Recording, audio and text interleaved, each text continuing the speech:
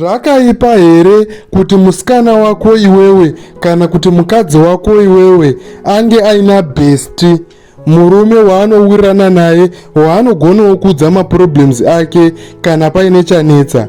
Inini ndiri kuti zvakaipa. Regai ndikudze chikonzero nei ndiri kuti zvekuita bhesti hazvisi bho. Ndoda kumbokubvunzai kuti vana mai venyu vanga vainana bhesti here?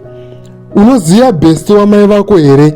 Vekuti vaigona kutoswera vasipo ozoudza baba vako kuti ndanga ndiri kwa bhesti, kana kuperekedzwa usiku oti ndanga ndiri kwa bhesti. Vanga vainana bhesti here vana mai venyu imimi?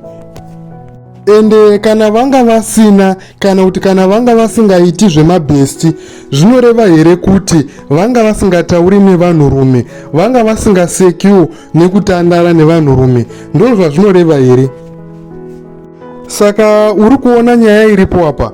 Musikana paanotanga kudanana nemunhu, pane gepi raanofanira kugadzira nevamwe vanhurume vaasiri kudanana navo. Anofanira kusiya kamwe kamukana kekuti asasaramba achiasosieta zviri close nemunhu asiri mukomana wake kana kuti murume wake. Asi chiri kuzoipira bhesti manje, bhesti ari kuvhara gepi iroro kuti risange risipo, zvekuti munhu anogona kutoswera achitandara ari murumu kana kuti mubhedrumu memumwe murume, obva ati hapana chinoitika, ndibhesti wangu. Operekedzwa usiku nemotikari, odropwa, oti hapana chinoitika, ndibhesti wangu. Asi ndoda kuudza reason iri kuita kuti varume vakawanda vasaita comfortable kuona musikana wake kana kuti mukadzi wake aine munhu anonzi bhesti. Reason iripo ndeye chinhu chamaka introducer imimi vasikana vema 2K, chinhu chinonzi friends with benefits. Chinhu chinonzi friends with benefits chakaipa, asi handisi kuda kunyanya kutaura nezvacho. Kana usingachiziye, imboenda unosechawo kuti friends with benefit chii.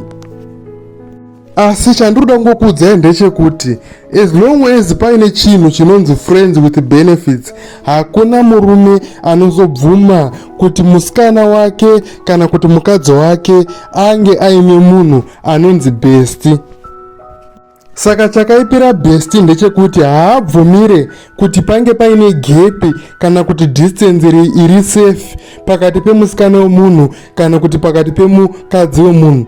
Anenge achingokwana pese pese achingonzi ndibhesti, ende izvozvo ndo zvisiri bho manje. Nekuti pane gepi rinotofanira kunge riripo.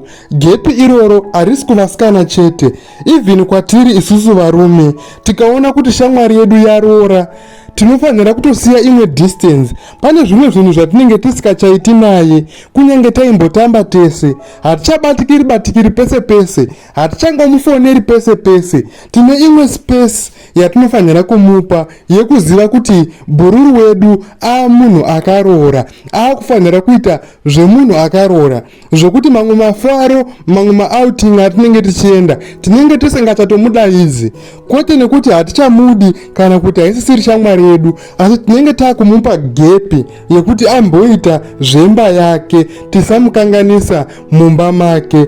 Ndo zvimwe chete zvatiri kutaura nezvabhesti, kuti panofanira kunge paine gepi, but bhesti ari kuita kuti gepi iroro rivharike, ende gepi iroro harisi safe nekuti pane zvinogona kungoitika. Apa chinhu chakatonyanya kuipa ndechekuti bhesti iyeye anogona kunge atori ex wemunhu wako, ende munhu wako haambokuudzi kuti nanhingi takambomhanya tese takarambana, izvozvi zvitangova mafriends chete, but anonge atori bhesti wemunhu wako. Asi nyaya imwe ndiri kuitaurira kumasaidi ese, handisi kungoti kuvasikana chete, even kuvakomana kwacho, zvemabhesti hazvisi bho. Kuti unoita bhesti wemusikana iwe uine mukadzi wako kana kuti musikana wako wauri kudanana naye. Nyaya iyi ndiri kuitaurira kumasaidi ese, handisi kuti musikana usaita bhesti wemukomana kana kuti mukomana usaita bhesti wemusikana. Ngazvinge zviri 50-50. Kana iwewo uchiti musikana wangu kana kuti mukadzi wangu ngaange asina bhesti, iwewo wacho ingawo usina futi. Zvinhu zvinofanira kubalanza, haufaniri kudzvanya side one. Iwewo kwako woda kuramba wakazvivharira, wakazviisa pasafe side. inini ndo maonere angu panyaya yemabhesti. Kwemimiwo munotiwo kudii nenyaya dzemabhesti idzi? Ndiudzewo mucomment section kana muri free ndapota.